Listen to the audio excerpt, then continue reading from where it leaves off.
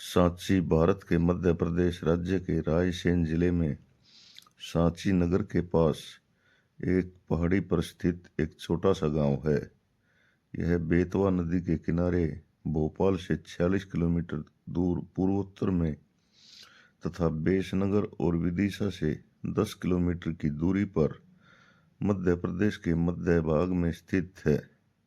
यहाँ कई बौद्ध स्मारक हैं जो 3री शताब्दी ईसा पूर्व से 12वीं शताब्दी काल के हैं। सांची रायसेन जिले का पंचायत नगर है। यहाँ कई छोटे बड़े स्तूप हैं जिनमें 2 नंबर सबसे बड़ा है। यह चारों ओर से हरियाली से घिरा है। इस स्तूप को घेरे कई तोरण भी बने हुए हैं। यह स्तूप मुख्य रूप से सम्राट अशोक ने 3री शताब्दी पूर्व ईसा पूर्व बनवाया था। बाद में इसे सांची के स्तूप को सम्राट अग्निमित्र शुंग ने बड़ा और विशाल बनवा दिया था। इसके केंद्र में एक गोलाकार ईंट का ढांचा निर्मित है जिसमें भगवान बुद्ध के कुछ अवशेष रखे गए हैं। इसके शिखर पर एक छत भी थी। भारत एक पौराणिक देश है। हमारे देश भारत का प्राचीन और विश्व का प्राचीन धर्म सनातन धर्म है। उसके बाद समय के साथ साथ अनेक धर्मों का उदय हुआ, जैसे बौद्ध धर्म, जैन धर्म आदि। आज मैं आपको अपने वीडियो के माध्यम से बौद्ध धर्म से जुड़ी एक इमारत सांची के स्तूप के बारे में बातें करूंगा। इसकी खोज कैसे हुई, यह क्यों बनाया गया आदि के बारे में मैं आपको बताने का प्रयत्न करूंगा। आशा है मेरा ये वीडियो आपको पसंद आएगा। पसंद आए तो कृपया मेरे चैनल को सब्सक्राइब जरूर करें ताकि मैं आपके लिए ऐसे ही ऐतिहासिक और पौराणिक वीडियो ला सकूं। तो आइए जानते हैं। अमरावती के स्तूप के खोज अचानक हुई थी। 1776 में एक स्थानीय राजा मंदिर बनाना चाहते थे। अचानक उसे अमरावती के स्तूप के अवशेष मिल गए। उसने उसके पत्थरों का प्रयोग करने का निश्चय किया। उसे ऐसा लगा कि इस छोटी सी पहाड़ी में संभवतः कोई खजाना छिपा हुआ है। कुछ वर्षों के बाद कॉलिन मैकेंजी नामक एक अंग्रेज अधिकारी इस प्रदेश से गुजरा। उसने यहाँ कई मूर्तियाँ मिली जिनका विस्तृत चित्रण किया, परंतु उसकी रिपोर्ट कभी छपी नहीं। 1854 में गुंटूर आंध्र प्रदेश के कमिश्नर ने अमरावती की यात्रा की और वहां से कई मूर्तियां और उत्कीर्ण पत्थर वह मद्रास ले गया। उसी के नाम पर इन पत्थरों को एलियट संगमरमर कहा जाता है। उसने स्तूप के पश्चिमी तोरणद्वार को भी खोज निकाला और इस निष्कर्ष पर पहुंचा कि अमरावती का स्तूप बौद्धों में सबसे विशाल और शानदार स्तूप था। 1850 के दशक में ही अमरावती में उत्कीर्ण पत्थर अलग अलग स्थानों पर ले जाए गए। कुछ पत्थर कलकत्ता में एशियाटिक सोसाइटी ऑफ बंगाल में पहुंचे तो कुछ मद्रास में इंडिया ऑफिस में, कुछ पत्थर तो लंदन तक ले जाए गए थे। अमरावती की मूर्तियां कई अंग्रेज अधिकारियों के बागों में भी शोभा बन गई। वास्तव में इस प्रदेश का प्रत्येक नया अधिकारी यह कहकर कुछ मूर्तियां उठा कर ले जाता था कि उसके पहले के अधिकारियों ने भी ऐसा किया था। पूर्व तत्तावेदा H. कोल उन लोगों में से एक थे जो अलग अलग सोच रखते थे। उन्होंने लिखा कि इस देश की प्राचीन कलाकृतियों की लूट की इजाज़त देना मुझे आत्मघाती और असमर्थनीय लगता है। उनका मानना था कि संग्रहालयों में वास्तविक मूर्तियों की प्लास्टर प्रतिक्रिया रखी जानी चाहिए, जबकि वास्तविक कृतियां खोज स्थल पर ही रखी जानी चाहिए। दुर्भाग्य से वह अधिकारियों को अपनी सोच पर सहमत नहीं कर पाए, परंतु सांची के संबंध में यह बात मान ली गई। परिणाम स्वरूप सांची के सपूत बच गया, जब अमरावती का सपूत छिन्न भिन्न हो गया। अमरावती की खोज संभवतः कुछ पहले हो गई थी। उस समय तक विद्वान इस बात का महत्व नहीं समझ पाए थे कि पुरातात्विक अवशेष को उठाकर ले जाने की बजाय खोज स्थल पर ही संरक्षित करना ही कितना आवश्यक था। 1818 में सांची की खोज हुई। उस समय तक भी इसके 3 तोरण द्वार खड़े हुए थे। चौथा द्वार वहीं पर गिर गया था। टीला अभी भी अच्छी दशा में था। तब भी यह सुझाव दिया गया कि तोरण द्वारों को पेरिस या लंदन भेज दिया जाए, परंतु कई कारणों से सांची का स्तूप वहीं बना रहा, जो आज भी बना हुआ है। इसके विपरीत अमरावती का महाचैत्य अब केवल एक छोटा सा टीला मात्र है, जिसका सारा गौरव नष्ट हो चुका है। तो दोस्तों, ये सांची का स्तूप क्यों बनाया गया, इसके बारे में भी हम जानते हैं। बहुत प्राचीन काल से ही कुछ लोग एक स्थान को पूजनीय मानते हैं। ऐसे स्थान वे स्थान शामिल हैं जिसमें विशेष प्रकार की वनस्पति, अनूठी चट्टानें या विस्मयकारी प्राकृतिक सौंदर्य देखने को मिलता है। ऐसे कुछ स्थलों पर एक छोटी सी वेदी भी बनी रहती थी, जिन्हें कभी कभी चैत्य कहा जाता था। बौद्ध साहित्य में कई चैत्यों का उल्लेख मिलता है। इसमें बुद्ध के जीवन से जुड़े कई स्थानों का भी वर्णन है, जहाँ वे जन्मे थे, जहाँ उन्होंने ज्ञान प्राप्त किया था, जहाँ जहाँ उन्होंने उपदेश दिए थे, जहाँ उन्होंने निर्वाण प्राप्त किया था। धीरे धीरे ये सभी स्थान पवित्र स्थान बन गए। बुद्ध के समय से लगभग 200 वर्षों बाद अशोक ने बुद्ध के जन्म स्थल लुम्बिनी में अपनी यात्रा के बाद एक स्तंभ बनवाया था। कुछ पवित्र स्थानों पर बुद्ध से जुड़े कुछ अवशेष, जैसे उनकी अस्थियां, उनके द्वारा प्रयुक्त किया गया सामान गाड़ दिए गए थे। इन टीलों को स्तूप कहते थे। स्तूप बनाने की परंपरा संभवतः बुद्ध के पहले से ही प्रचलित थी, परंतु बुद्ध के अवशेषों के कारण यह परंपरा बुद्ध धर्म से जुड़ गई। क्योंकि ऐसे स्थानों में पवित्र अवशेष होते थे, इसलिए समूचे स्तूप को ही बुद्ध और बौद्ध के धर्म के प्रतीक के रूप में प्रतिष्ठा मिली थी। अशोकावादन नामक एक बौद्ध ग्रंथ के अनुसार अशोक ने बुद्ध के अवशेषों को प्रत्येक महत्वपूर्ण शहर में बांटकर उनके ऊपर स्तूप बनाने का आदेश दिया था।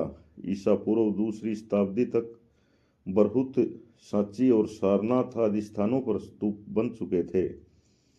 स्तूप दान राशियों से ही बनवाए जाते थे। स्तूपों की वेदिकाएं और स्तंभों पर मिले अभिलेखों से हमें इन्हें बनाने और सजाने के लिए दिए गए दानों का पता चलता है। कुछ दान राजाओं के द्वारा दिए गए थे, जैसे सातवाहन वंश के राजाओं द्वारा दिए गए दान। कुछ दान शिल्पकारों और व्यापारियों की श्रेणियों द्वारा भी दिए गए थे। उदाहरण के लिए सांची के तोरण द्वार का एक हिस्सा हाथी दांत का काम करने वाले शिल्पकारों के दान से बनाया गया था। सैकड़ों महिलाओं और पुरुषों ने भी दान दिए थे। अभिलेखों में उनके नाम मिलते हैं। कभी कभी उनके गांव या शहर का नाम भी, कभी कभी उनके व्यवसाय और रिश्तेदारों के नाम भी बताए गए हैं। इन इमारतों को बनाने में भिक्षुओं और भिक्षुणियों ने दान दिए थे। स्तूप का संस्कृत में अर्थ होता है टीला, अर्थात एक अर्ध गोलाकार मिट्टी के टीले से बना हुआ, जिसे बाद में अंड कहा गया। धीरे धीरे इसकी संरचना अधिक जटिल होती गई। अब इसमें कई चकोर तथा गोल आकारों में संतुलन बिठाया जाने लगा। अंड के ऊपर एक हर्मिका होती थी। छज्जे जैसा यह ढांचा देवताओं के घर के का प्रतीक था। हर्मिका में एक मस्तूल निकलता था, जिसे यष्टि कहते थे। यष्टि पर प्राय एक छतरी लगी होती थी। टीले के चारों ओर एक वेदिका होती थी, जो पवित्र स्थल को शेष दुनिया से अलग करती थी। सांची और बरहुत के प्रारंभिक स्तूप बिना अलंकरण के हैं। इनमें केवल पत्थर की वेदिकाएं और तोरण द्वार ही बने हैं। पत्थर की ये वेदिकाएं किसी बांस या काठ के घेरे के समान होती थी। चारों दिशाओं में खड़े तोरण द्वार पर खूब नक्काशी की गई थी। उपासक पूर्वी तोरण द्वार से प्रवेश करके टीले को दाईं ओर रखते हुए दक्षिणावर्त परिक्रमा करते थे। ऐसा लगता था मानो आकाश में सूर्य के पथ का अनुसरण कर रहे हों। बाद में स्तूप के टीले पर भी अलंकरण किए और नक्काशी की जाने लगी। अमरावती और पेशावर में शाहजी की डेयरी के स्तूप इसके उदाहरण हैं। इन स्तूपों के टीलों पर मूर्तियां उत्कीर्ण की गई हैं। कला इतिहासकारों को बौद्ध मूर्ति कला को समझने के लिए बुद्ध के चरित्र लेखन का सहारा लेना होता है। बौद्ध चरित्र लेखन के अनुसार बुद्ध को एक वृक्ष के नीचे चिंतन करते हुए ज्ञान प्राप्ति हुई थी। कई प्रारंभिक मूर्तिकारों ने बुद्ध को मानव के रूप में न दिखाकर उनकी उपस्थिति प्रतीकों के माध्यम से दर्शाने का प्रयास किया है। उदाहरण के लिए रिक्त स्थान बुद्ध के ध्यान की दशा तथा स्तूप महापरिनिब्बाण का प्रतीक बन गए। चक्र का भी प्रतीक के रूप में काफी प्रयोग किया गया। यह बुद्ध द्वारा सारनाथ में दिए गए पहले उपदेश का प्रतीक था। वास्तव में ऐसी मूर्तिकला को अक्षरशः से समझ पाना कठिन है। उदाहरण के लिए पेड़ का अर्थ केवल एक पेड़ नहीं था, बल्कि यह बुद्ध के जीवन की एक घटना का प्रतीक है। ऐसे प्रतीकों को समझने के लिए यह जरूरी है कि इतिहासकार इन कलाकृतियों के निर्माताओं की परंपराओं को समझें। सांची की बहुत सी मूर्तियों का संबंध शायद बौद्ध मत से नहीं था। इनमें से कुछ सुंदर स्त्रियों की मूर्तियां शामिल हैं। इन स्त्रियों को तोरणद्वार के किनारे एक पेड़ पकड़कर झूलते हुए दिखाया गया है। आरंभ में विद्वान इस मूर्ति के महत्व के बारे में कुछ असमंजस में थे, क्योंकि इस मूर्ति का त्याग और तपस्या से कोई रिश्ता नजर नहीं आता था। परंतु साहित्यिक परंपराओं के अध्ययन से उन्हें यह आभास हुआ कि यह संस्कृत भाषा में वर्णित श्याल बंजिका की मूर्ति है। लोक परंपराओं में यह माना जाता था कि स्त्री द्वारा छुए जाने से वृक्षों में फल फूल खिल उठते थे और फल आने लगते थे। संभवतः इसे एक शुभ प्रतीक माना जाता था और इसी कारण सपूत के अलंकरण में इसका प्रयोग किया गया। शाल बंजिका की मूर्ति से पता चलता है कि जो बौद्ध धर्म में आए हैं उन्हें अपने बुद्ध पूर्व तथा बौद्ध धर्म से अलग अन्य विश्वासों, प्रथाओं तथा धारणाओं से बौद्ध धर्म से समृद्ध किया गया। सांची की मूर्तियों में प्रयुक्त कई प्रतीक या चिन्ह निश्चित रूप से इन्हीं परंपराओं से पनपे थे। उदाहरण के लिए यहाँ पर जानवरों के कुछ बहुत ही सुंदर चित्र उत्कीर्ण किए गए हैं।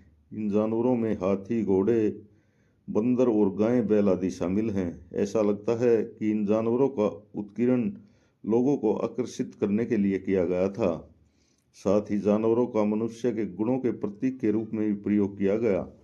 उदाहरण के लिए हाथी को शक्ति और ज्ञान का प्रतीक माना जाता था। मूर्ति में कमल दल और हाथियों के बीच एक महिला को दर्शाया गया।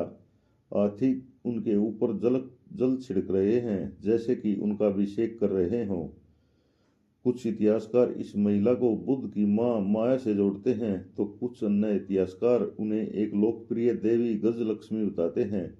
गजलक्ष्मी सौभाग्य लाने वाली देवी होती है, जिन्हें प्राय हाथियों के साथ जोड़ा जाता है। यह भी संभव है कि इन मूर्तियों को देखने वाले उपासक इसे माया और गजलक्ष्मी दोनों से जोड़ते हों। कई स्तंभों पर सर्पों को दिखाया गया है।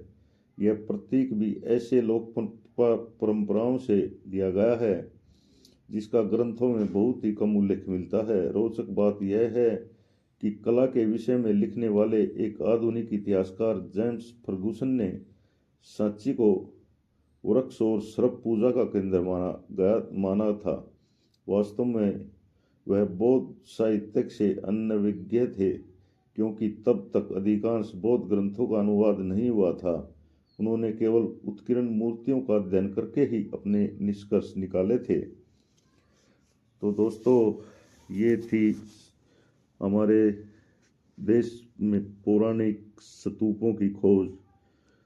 आशा है मेरा ये वीडियो आपको पसंद आएगा। पसंद आए तो मेरे चैनल को सब्सक्राइब करें, शेयर करें और लाइक करें। धन्यवाद। जय हिंद।